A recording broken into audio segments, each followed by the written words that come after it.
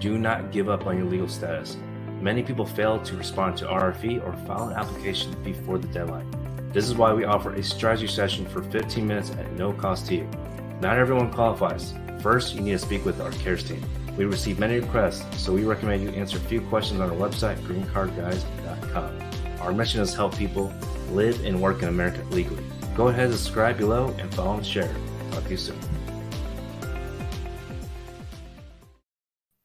What's going on? What's going on? Today's topic is 3 tips for a successful immigration interview. Friends, welcome to greencardguys.tv. I'm your host, John Ting, immigration lawyer practicing in all 50 states of America and across the world, helping you solve your immigration problem and maybe even preventing from happening in the first place.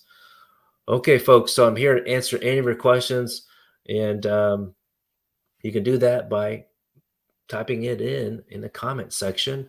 And of course, if you have, you want us to answer your questions in a consultation one-on-one, because in that scenario, it is confidential.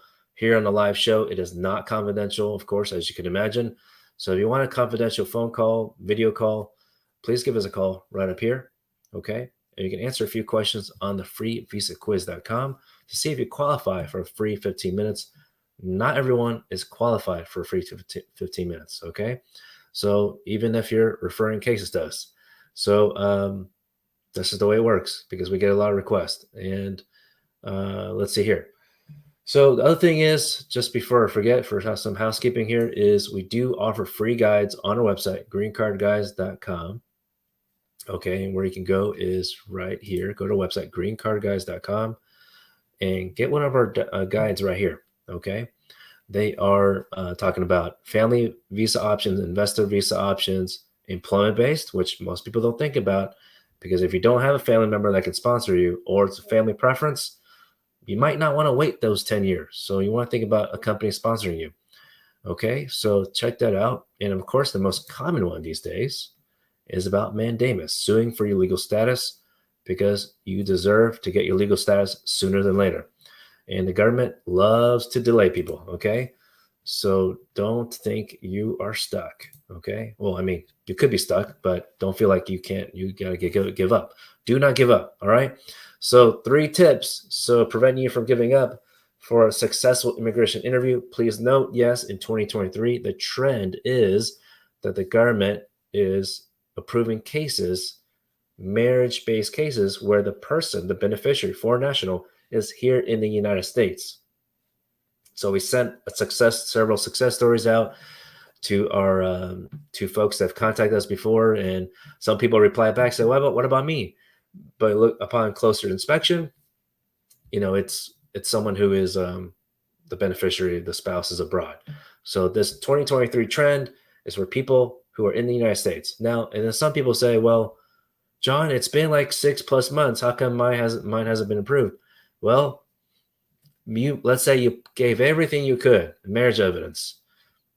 Just because of the trend doesn't mean you're going to be automatic to get your case waived, interview waived, I mean.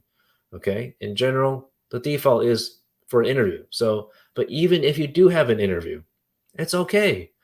At least with our team, that's why one reason why people hire us is we prepare you for the interview. I've heard so many negative stories where people have told me before, oh, we asked, did you have a lawyer? And say, yeah, I had one. And I said, sounds like they didn't prepare you. And we asked, did you get prepared? Did the lawyer prepare you? And they say, no, they didn't.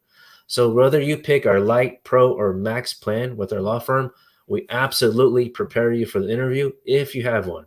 Okay? So if you don't get your interview waived, that's not a bad thing. Okay? Don't think it's a bad thing. You're telling the truth. Okay? So that's tip number 1 out of 3. Tell the truth. Okay? It's because you have to take an oath. Okay? You got to raise your hand. Both people, spouses. Okay? I'm not going to name genders because I'm going to go gender neutral here. But you raise your hand. You tell the truth and nothing but the truth. Because if they somehow find out and they catch you in a hole, and they find out that you lied or omitted some information. Here, one example is they could ask you, what did you check mark as your marriage status when you filed a DS-160, to when you for visitor visa application, for example, or any non-immigrant visa is a DS-160 online, they can ask you that. They can ask you a random question, and you're thinking, why would they need to know that? Why are they verifying? They're trying to see if you're going to lie or not. That's what they're doing. Okay. Tip number 2, take this interview seriously. Okay, take it seriously. A lot of y'all call in, and you have a feeling why you need to talk to a lawyer, and even some of our own clients, they're like, "Oh yeah, we've been married. Of course, we're legitimately married. We're genuine bona fide marriage." And then we talk to them, we prep them, and say, "Yeah, you definitely should not take take this lightly." And one example is if you've been married before, right? I just had a consultation, and it's like every week I have a similar type of consultation. And someone said, I ask, were you married before? And one of the spouses, typically it's the foreign national spouse, they say, yeah, I was married. And then I look at the other spouse or fiance, and they have that look like, you didn't tell me this. Ooh, I bet they're gonna have a talk about that, right? Could you imagine? So I gave them a moment to just kind of give them some space. And yeah, it happens more often than you would think, right?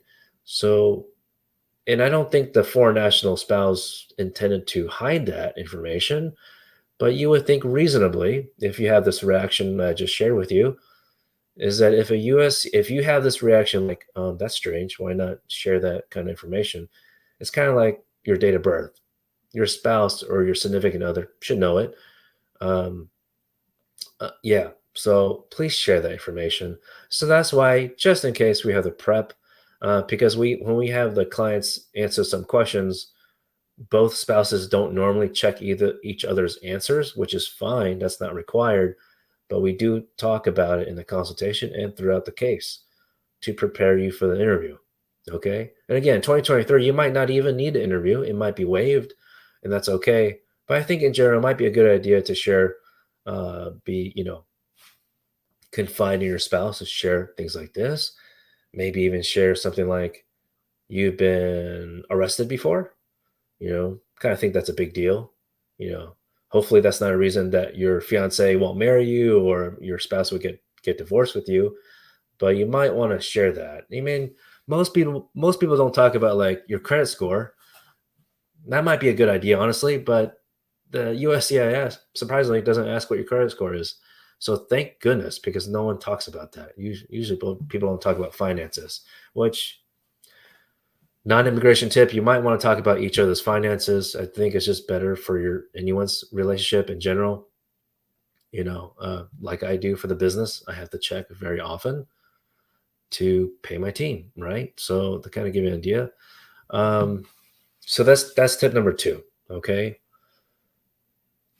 Tip number 3 is more relevant for 2023. Okay, and I'll go back to the other tips a little bit more detail. But tip number 3 is about your medical exam. Okay, so if you have not filed your adjustment of status case 485 with the I-130, for example, and I highly recommend that you file it with the medical exam in a sealed envelope. If somehow it's not sealed, they're going to reject it. You don't want the whole file returned to you, okay? All right, so I see some questions. I'll get to that very soon. So please stay on. I'll answer it in like a couple of minutes. You need to provide a medical exam because your case is more likely going to be approved without a interview if you have a medical exam, and of course the other evidence of bona fide marriage. Because if you have a medical exam, it's going to keep it going, right? If you don't have the medical exam, they're going to have to send you an email, which they've been doing this year, like an email, courtesy email, I guess you could say, or a letter after that, asking for medical. So that will slow it down. Because I've had some comments on the live shows that people said they had to mail it in after the fact. So don't be such in a rush. I mean, I know that a lot of people, they're like, John, Ting Law Group, we want to file my case ASAP. So yes, we have the max plan, 30 days that we file your case. It could be even sooner, 15 days. You got to pay a little more for it because you got to put other cases to the side. But at the end of the day, we don't we don't recommend you paying that extra fee if you don't have XYZ, the list, like the evidence list ready. There's no point, just to be honest. But I know a lot of people in general want to file their case as soon as possible. But at the end of the day, when you schedule an appointment with the medical clinic, ask them, okay, so this is kind of like a bonus tip. Ask the medical clinic, how soon will you have the results ready? Most clients have told us is about a week turnaround time, but it's very important to know that so that we're not, all of us stakeholders, in this case, lawyers, legal team, and yourself as an applicant are not just waiting around for the medical clinic, right? Because that has happened before. So I recommend as soon as you and your spouse have decided to file this type of case, schedule an appointment with a medical clinic. Okay. That's one of the first things that we offer to our clients is a list of clinics near your zip code because it can take a long time in terms of waiting for the clinic to have available appointments. I know with the pandemic and everything, I know we're not in the pandemic anymore, but I think companies in general have realized like, look, we don't want so many patients. We don't want so many clients. We want them to be intentional. And like, hey, at least with us, we have limited spots. Most law firms say, yeah, we'll accept so many clients, as many as possible. We're very intentional. We have a certain number of team members. There's a certain number of cases that we can accept per team member to get your case filed, right? So we're very intentional about that. And that's why we have the Max, Pro, and Light plan, 30, 60, 90 in general, timing to file your case, okay? So take note of that, all right? And yeah, set up your appointment for the medical exam as soon as possible. All right, so Instagram comment, I see Amadalit, you have applied joint filing with 751, then you got separated, then you applied on your own with 751. That's good. Yeah, you have to file it based on divorce. They called you for interview on your old application. Any suggestions? It's been more than 5 years. I've been called for interview in a few days. Okay. Yeah, you want to bring a copy. You don't want to assume that USCIS, at least that specific interview date, that they will have your most recent application. So I suggest you bring your receipt notice and your newest, most recent 751 application and with your divorce order. Okay. I've shared tips about the 751. Even if you're separated, but you were not divorced yet, you can still technically file the 751. So you filed already. So hopefully by now you have the divorce order. If you're not divorced yet and you have a lawyer for that, you want to talk to them as soon as possible. See if there's any information that you can get to. You said a few days. Today's Friday. So I'm assuming your interview is going to be next week. And you also want to expect that they're going to ask you for more marriage evidence, right? Because we've had cases, knock on wood, 98% of them have been without an interview for the 751. Okay, so when they call you for an interview for this, most likely they're going to not just ask, they're going to expect that you're going to bring more evidence for your marriage. And you said this has been about 5 years. So yeah, you might not have any, but don't give up. Look around, think outside the box. You might, I mean, that's what we do with our team because we have a proven checklist, but maybe some people don't have those specific items, and that's okay.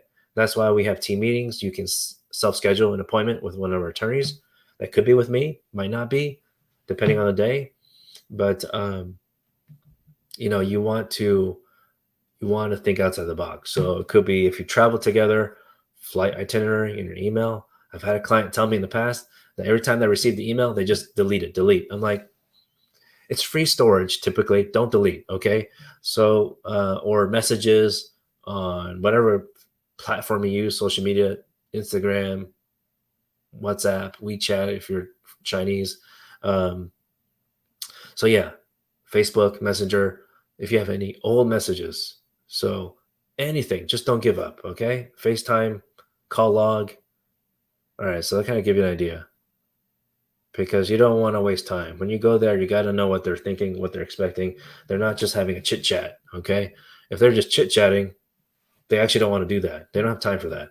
They have so many cases. And that's honestly why probably all these many USCIS officers, I think there's a safe assumption that they're probably actually happy that they're that their leadership is telling them they have the authority to waive interviews. Imagine how much time that saves them, right? It's like any job. The less you can do, the better. Technically, the more efficient it could be. So, yeah, this I don't know if there's like spam here, but someone's commenting about another lawyer saying they love him. So I'm gonna mark that as spam. But anyways, hopefully that helps. Okay, I'm gonna delete. All right, so you guys are a bit shy, no questions, but yeah, back to the top 3 tips for 2023 to have a successful interview. Number 1, do not lie. Okay, because if you lie, the consequence is that you definitely have to file a waiver. 237A1H waiver. It's on the Form 601 application. You may or may not be eligible for that waiver. So now the hardship does not require a serious illness. It certainly could help. I wish everyone good health, but that kind of give you an idea. So because we are the immigration problem solvers, we know in advance. We already predict the type of problems that could happen, and so that's why we go on any live shows to share these problems. So maybe you can prevent it from for yourself. Okay. Now the second thing I was talking about was about shoot. So I don't remember. Talk about so many tips. I forgot what the second thing, but I do remember the third one, and that's a medical exam. Okay. So again, the medical exam, don't play around. I know that again, many people are very, very ready to file your case, ready to get the work permit, ready to get the green card. And you're thinking, yeah, I've heard from other lawyers you can provide medical exam later. Sure, yes, but that's going to slow it down. Okay. So again, contact the medical clinic near your zip code. Sure. Let's put it this way. It's almost like I'm kind of like helping you with logistics here, picking a medical clinic. If one clinic costs maybe $50 more or $100 more, but you can get an appointment sooner, and if it's like 2 weeks difference, you might want to consider that, right? So, of course, in this situation, at least with lawyers, you go with who you're comfortable with, who you hire, right? But medical clinic, you probably wouldn't know who the doctor is. It might not even matter. It's usually like the assistants that help administer the shots if you need it anyway. But here's the bonus tip. Depending when you filed your case, assuming in this situation now, if you already filed your case, if you filed it after the effective date of the USCIS saying that they need the COVID-19 vaccine, but you provided the medical exam without indicating that you had the COVID-19 vaccine, then you need to get an updated medical exam. Okay. So let me see if I can pull it up and find that, but you want to get that done. Okay. Because that can slow you down as well. All right. So let me see if I can find it. It's no longer required for non-immigrant applicants. Okay. When you're flying in, but for people who are applying for adjustment of status to get the resident status, legal permanent resident, be a green card holder. It does still require COVID-19 vaccine. Okay. Hate to say it. Everyone has their own opinion, of course, but for better or worse, people do come around and agree to take the vaccine for those who have been resistant. And honestly, because you can file a waiver 601 application for it, but it's pretty restrictive, okay, in the sense that you can file a waiver, but it costs a lot. I believe the application fee is like a minimum $900, maybe $915, and you can't just say you don't want the COVID-19 vaccine by itself. If you have specific reasons, maybe cultural or religious, I believe they say, where you can't take any and all vaccines, then they'll essentially accept that. I would just hate that, someone is so adamant to not to take COVID-19. Again, it's your choice. But if you want the green card, you might want to consider it, okay? Because especially if you take the other vaccines. So Again, I'm not telling you to take it, but if you want the green card, that's just the way it is right now. And sure, you could take a chance to file the waiver, but again, it's almost $1,000. And just because you file the application and the 2023 trend is to approve cases without an interview, and some of our cases get approved in 3 to 5 months on average this year for adjustment of status. When there's a waiver involved, it takes longer. I'm going to go ahead and share the chart about that because I see Marilyn has asked this question. Okay, let me see if I can find this other part about COVID-19 vaccine. So you know I'm telling the truth here for y'all. Okay, there we go. Oh, there we go. I'm also going to pull up the processing time schedule.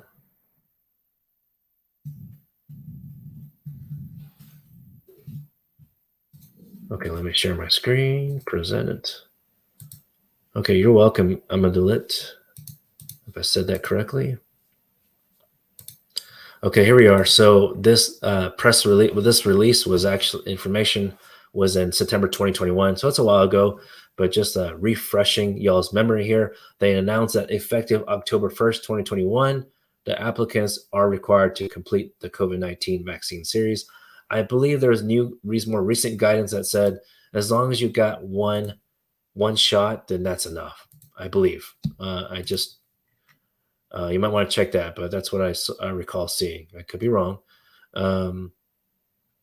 Let's see here. So for example, if you filed your case before October 1st, 2021, I feel bad for you to some extent. But the one good thing is that then you don't have to take the COVID-19 vaccine for those that don't want it, right? But if you filed your case after October 1st, 2021, then yes, you do have to take COVID vaccine. All right. So, and even if you already got the medical exam, but it didn't indicate that, then of course you need to go back to the clinic, show proof of it, your handy card, and then get them to update it. Now, of course, don't go in there entitled to a free exam results, okay? Because essentially it's on you. You should have done it before. No, I'm just gonna say it like it is, but that's the way USCIS would put it, okay? So don't expect it to be free. You want to politely ask them how much will it cost to get this updated with the COVID-19 vaccination proof, because that's the way life works, right? A human to human, like people are less likely to get things done for someone if you're going to demand things. That's just like that's not how it works. Especially with us, our law firm, we get so many requests that if someone's going to be rude, we're likely not going to talk with you. Okay, so I tell my team, every person that calls us, don't assume that they're going to be friendly to us. We try our best to be friendly, provide customer service, but yeah, I just tell like it is. We really care about customer service, but someone's going to be rude. That's the way you should think about it when you're contacting other vendors. Now, if it's someone trying to give you the runaround, then that's different, right? But at the end of the day, let's be kind to each other. I'm not a psychologist, so I'll just end there. But let's see here. I see that. Okay, sorry, Marilyn. I'm going to go to Tasha's question because it was relevant to the medical exam, and I'll get to you. Okay, you said your lawyer told me not to do the medical and wait because field office is 36 months processing time. Do you think it is a good idea or not? I think I'm making a safe assumption that you're talking about the 485. Which field office are you located so I can check? 36 months. That's ridiculous. That's ridiculous. That's a long time. I mean, that's typical for like a waiver application, 601A or 601. Okay, but yeah, I'll have to take a look because I have certain cases filed more frequently in certain field offices, depending, of course, where people live.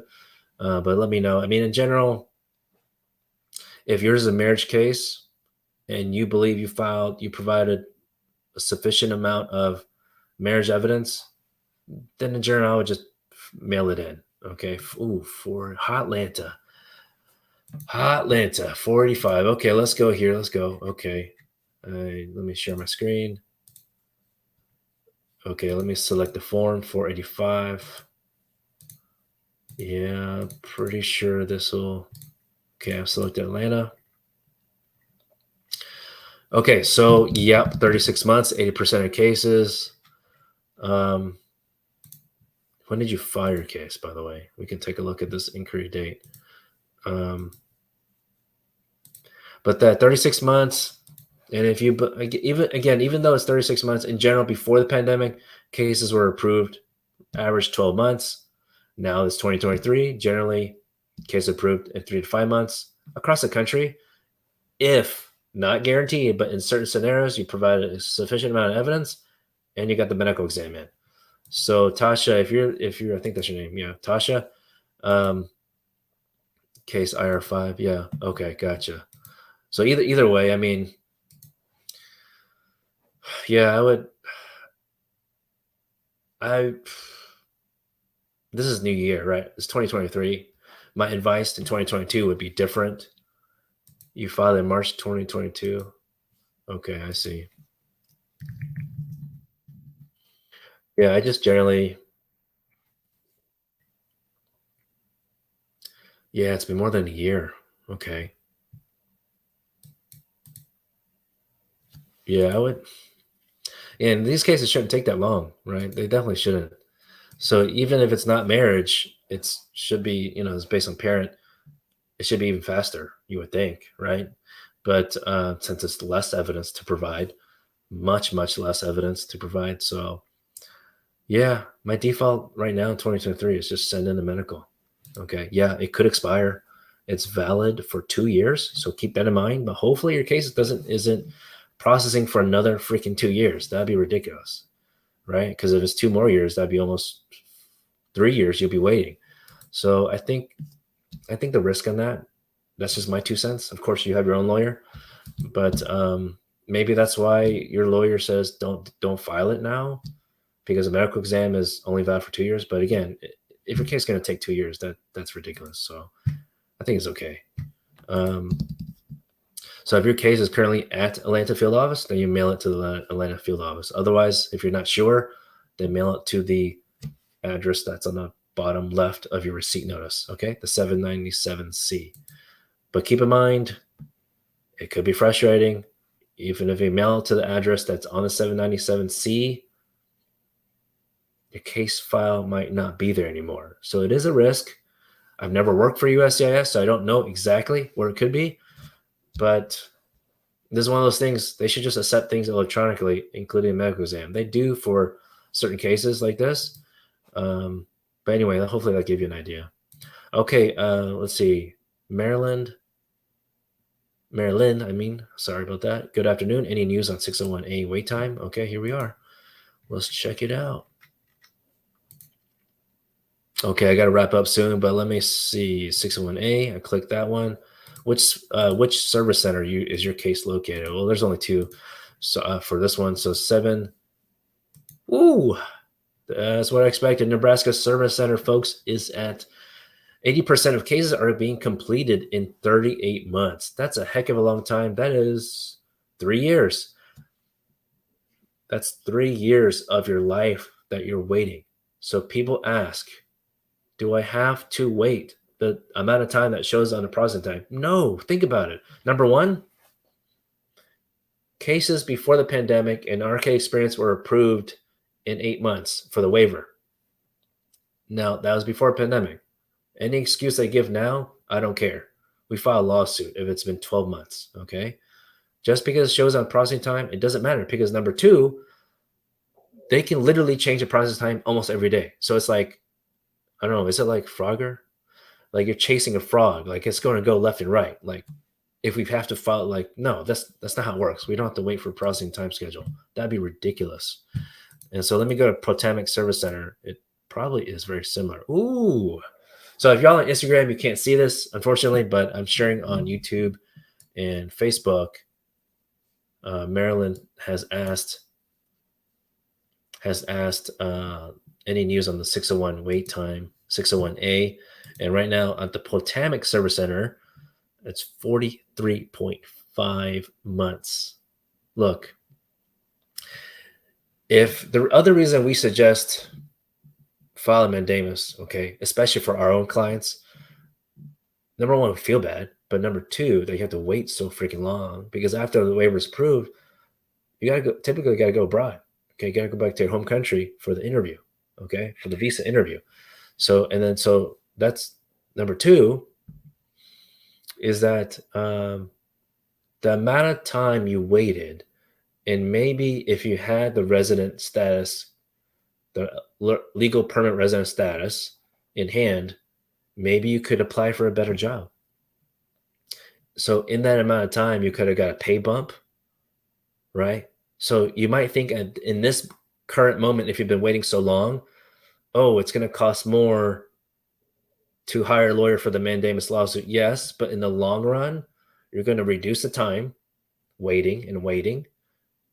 You're going to essentially skip the line to some extent, right? Because think about it, USCIS is just assuming you don't know about the mandamus lawsuit as an option. It's your last option. Sure, you could inquire with the USCIS. They're not going to do anything. Okay, they're just going to give you a generic response. You can contact your congressperson. They're not going to do anything. They're slam packed. I mean, I bet they prefer to respond to your inquiries rather than deal with politics in general, like about January 6th, Capitol riot, or anything Trump related or Biden being, whatnot, or talk about guns and safety, things like that. Very important. But I bet if they wanted a chiller day, a more relaxed day, I bet they'd rather focus on immigration cases, right? If they had the authority. But congressional offices individually do not have any authority, because if they did, that would be like what we call a curry favor. I don't want to say bribery, but like that would say like, oh, because this specific congressperson contacted me and I work for USCIS, yeah, sure, I'm gonna speed up this case. No, they don't do that. They're just gonna update you. Update means nothing at the end of the day, to be honest, because you don't want just an update. You want an update that your case is moving forward. Or which way? That way? Yeah, that way. I guess depends which screen you're on, what platform you're on. Then you want the case to move forward to the next step. So you could be waiting for the interview. So moving forward will be the interview date, or you're waiting for the decision, whether it's the visa being issued or the USCIS decision for your residency, or that your naturalization application was approved. So there's just various ways, okay, situations that I just want to tell you, you have an option. Don't wait, okay? Now I see some other questions, so hopefully I answered it for you, Marilyn, if you're still on. Why Tori? Oh, Tasha, you're welcome. It's a field office. Okay, good to know. Why Hori? Okay. Forgot to say yes. I've had citations on. What do you mean citations? On your green card application, what to do now? It's a decade. Ooh, decade old. Decade old. Is it family based? What are you talking about? 485 is filed for and still pending for 10 years. Also, would you expect a longer adjudication for green card filed application with a dismissal of removal by IG, or not IG, Instagram, IJ, immigration judge? No, not necessarily. But it sounds like because you said your immigration court case was dismissed already, then that by its side, then it doesn't matter. It should be normal processing time. But yes, if your court case is like administratively closed, which is different than dismissal, it's like a different level. Administrative, you might know this already, but for those that don't know, administrative closure means that, like, if this is your case file, it's still just hanging out. It's still just hanging out right here in the court. But if it's dismissed or terminated, it's basically like a shredded, right? It doesn't exist. Well, I mean, it exists, but it's like out of the court's docket, essentially. All right, so hopefully that helps. Parking tickets, they don't care about that. One to worry about that one. Okay, but let's see. Yeah, parking tickets. I mean, I make sure you pay it off, right? Get that taken care of. Hire a traffic lawyer for that. But what's a decade? Your parking ticket was a decade old. how long? Well, when did you file your green card application, your 485? Okay, and that'll help me understand your timing a bit better. Okay, but yeah, um, now if you filed your USCIS, your 485 to USCIS when your court was still active or administratively closed, then they might not know that it's been dismissed now. So you should update them by mail. Okay, folks, hot tip here, and I'll end the show with this, is that don't assume that when you call USCIS hotline, that they're going to do you a favor and relay the message to the local field office or wherever your case file is. They don't relay messages, okay, folks? They don't do that. That's not their job. Okay, so don't assume that. Now, look, they might tell you that, but they don't do that, okay? I know it sounds weird. Why would they lie to you? I mean, everyone I've talked to when I call USCIS, for the most part, they're nice. But it's just like anything when they're being trained. They might not know that they can't actually update anything. Or even if they notate something on a computer, might not actually do anything. So, yeah, hopefully it helps realistically, okay? Because, yeah, just one quick example, then I'll hop off. But like someone that's hired us in the past year or so, they needed to get the medical exam updated. The doctor wasn't available, out of town, vacation, sick. I don't know what it was, but they wanted to use the same doctor.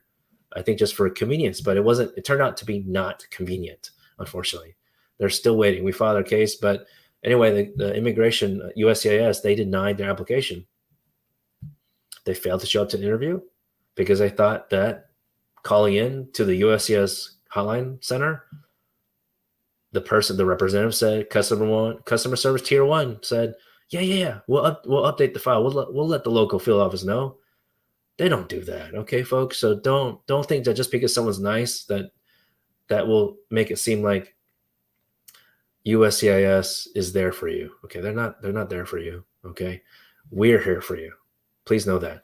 That's why it's better to, I mean, for the most part, hire a lawyer, but of course, doesn't require one, to be honest, but it's always easier to have for your life, okay, for legal status. Why, Jorge, we are in Houston, Texas, our main office. We have attorneys across the country, but our main office is in Houston, Texas. Welcome. Come on out if you're from somewhere else, okay? A lot of great food here. Love to hang out with clients. It's always a pleasure. Just depends on timing, okay? That was a lot. I can keep going, but I'll just keep it that for now.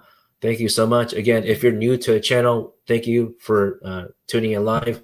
Subscribe down below. Click the bell for future notifications so you get all the notifications for our videos, because I believe that I'm sure a lot of people can attest here that we share a lot of information. So if you are interested for more information or just want to schedule, qualify for a free 15-minute consultation, give us a call right up here. Okay, 720-740-4247. So even though we are in Houston, that's a different area code.